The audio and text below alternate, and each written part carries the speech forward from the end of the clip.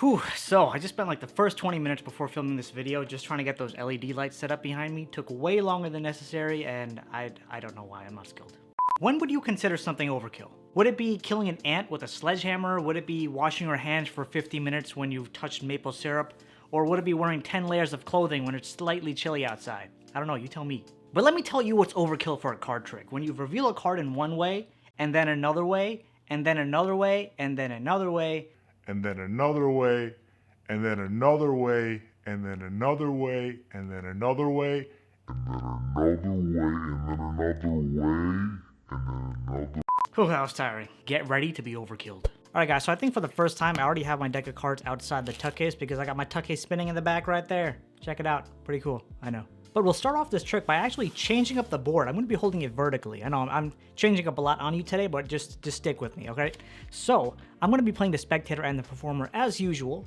So, here's what's going to happen. As a performer, I tell the spectator to go ahead and deal off a small packet of cards from the top of the deck and remember how many cards they dealt. And as the performer, I would turn around or close my eyes or do something like that. So the spectator is dealing a certain number of cards. Let's just say that many. You know what? We'll just do that many just to make life a bit more difficult, but also not really. So we have this many cards dealt. Hopefully you were counting along. So only the spectator knows how many cards have been dealt, and we'll put that on over to the side. So from here, as a performer, I'm going to turn back around, open up my eyes, and start dealing off cards from the top of the deck. All right. So here we go.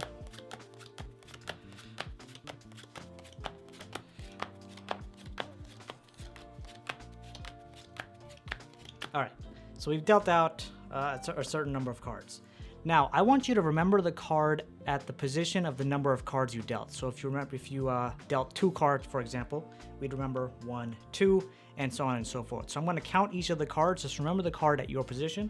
1, 2, 3, 4, 5, 6, 7, 8, 9, 10, 11, 12, 13, 14, 15, 16, 17, 18, 19, and 20. Hopefully you remember the card at your position.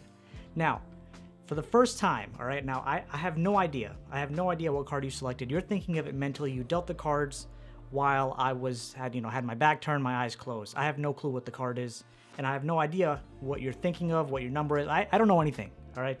So I want you for the first time, we're gonna say this together. If I had a spectator here, we're gonna say it together. I want you to think out loud and name the suit of your card. We're gonna do it at the same time. Ready? 1, 2, 3, spades. Right? It was spades? I know.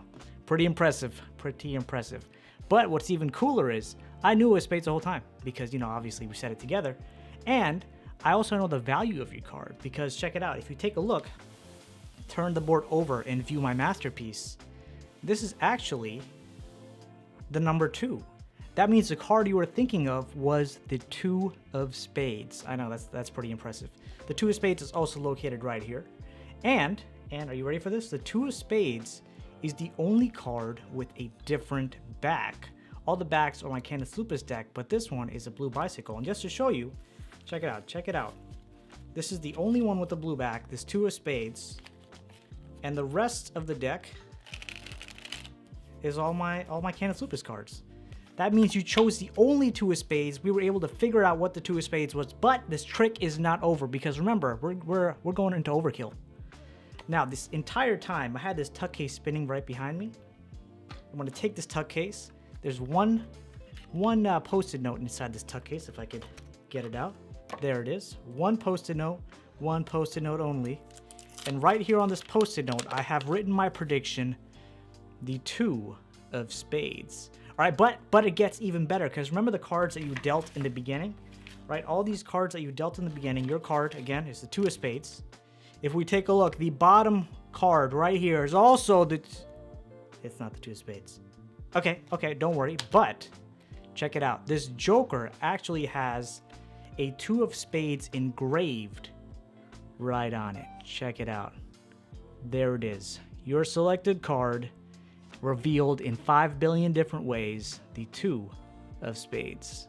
What up, crew? It is Magic Monday, and this is your place to learn magic, master your performance, and captivate audiences. I hope you enjoyed that piece of overkill, and if you're here for the first time, make sure to like and subscribe because, you know, you'll get more cool content, so do that. And now, let's go ahead and break down this card trick. Congratulations to making it to the tutorial. Just a little bit of background on this effect. It is known as Overkill by Paul Harris.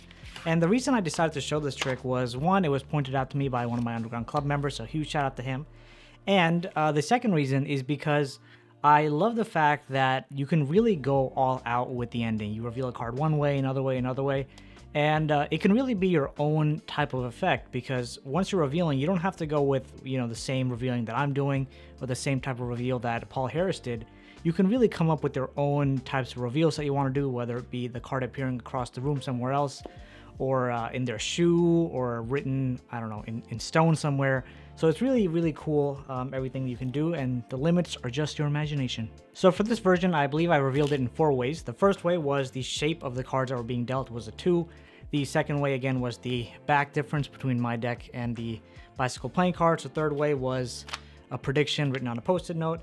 And the last way was the engraving on the Joker. Of course, because we're revealing in so many ways, there will be a setup involved. So what I did is I took my post-it note before even starting, put that inside of the tuck case, left that on over in view the entire time. Next thing I did was I took a card with a different back, and this is a card you're actually forcing on the spectator. I'll talk about that in a little bit. But you take that card, 2 of spades is the one I'm forcing. It has a blue back, and I took the 2 of spades out from this deck. So there's 2 of spades, take it out from the deck. So whatever card you want to force, I'd recommend taking it out. But of course, if you're doing something different, go for it. So there we go, we got that. And we're gonna take this card now and put it in the 21st position. So 1, 2, 3, 4, 5, 6, 7, 8, 9, 10, 11, 12, 13, 14, 15, 16, 17, 18, 19, 20, and then boom, right there, 21st position. Now, if you want to do the same type of reveal that I did with the engraved 2 of spades on the Joker, you can pick up my deck of playing cards from the CardMechanic shop. The link to that will be in the description. But I'm sure there are also many other playing cards that have some type of reveal on them, so you can go with that as well. So let me find my Joker here. There it is. I got my Joker with the engraved 2 of spades right there, and I leave that right on top. All right, once all this is done, you're good to begin. The first thing you'll need to do is tell the spectator to deal a small packet of cards, okay? And while they're dealing, you want to close your eyes, turn around, and do something like that, just to make them feel like they have as much freedom as possible, and there's no way you can know anything. And by small packet, it has to be less than 20 cards, okay? Because if they get to the number 20, they'll clearly see the card with the different colored back. Right, so when you say small packet, really tell them like a small packet of cards. And maybe you can even lift up and show them what a small packet would look like. This way they know approximately how many cards to deal, all right? So you tell them small packet, make sure to emphasize that, and then they start dealing off the cards, all right? And tell them to remember the number of cards they're dealing. And what essentially is done now is you have set the bottom card for the reveal when you bring it up later, as a 2 of spades here. That's already will have been set, and you can put this over to the side later. How many cards did I deal? 1, 2, 3, 4, 5, 6, 7, 8. So you have the spectator put this over to the side, and then once the spectator is done with that, have them tell you, and then you can turn back around or open up your eyes or undo whatever you're doing. And now let me actually take this, put this over there. Now you're gonna start dealing off 20 cards, okay? And the reason I held the pad horizontal, or not horizontally, vertically, was so that I can make the shape of a 2. So there we go. Again, you just want to deal off 20 cards. And actually, before I do that, one thing you want to do is not what I just did. You want to bring the deck facing you like this. So when you deal that card with the different back, the spectator doesn't see it. And you want to deal with the card facing them first, not the card facing you first. Otherwise, they'll see the back. You want to deal with the front of the card facing them, and then draw your shape. 3, 4. All right, there we go. We have our 2 being made. I know, some pretty insane artwork. From here, you'll tell the spectator to think of the number of cards they dealt and remember the card at that position, and that's the card they'll be selecting. So you'll be starting the count from the last card you dealt, and we're going in the reverse direction. So 1, 2, 3, 4, 5, 6, 7, 8. So now you've forced the 2 of spades on them, and then you just continue the rest of the count until you go all the way. So from here, there are a bunch of different ways you can reveal that you know what the spectator's card is. I said, well, we'll both say the suit at the same time, and then I'll reveal the value, and then I just turned this over and showed them it was the 2. But again, go crazy, whatever you want to do. Once you do the first reveal, 2 of spades, they were like, oh wow, that's so cool, amazing. Then you could do the second part of the reveal and say, look, the 2 of spades is right here, and it's the only card with a different back. And oh my god, that's even more amazing. Then you could say this tuck case was in view the entire time, no one even touched it, and I had a prediction. and that was also the 2 of spades. They're like, oh my god, I feel like this is going a bit overboard now. And then you go even further, and this is one of my favorite parts. You can lift this up and be like, this is also the 2 of spades. Oh, no, it's not. And then the spectator's like, oh, finally he messed up with that card. But then you're like, wait, hold on. This is engraving on that joker. Take a look.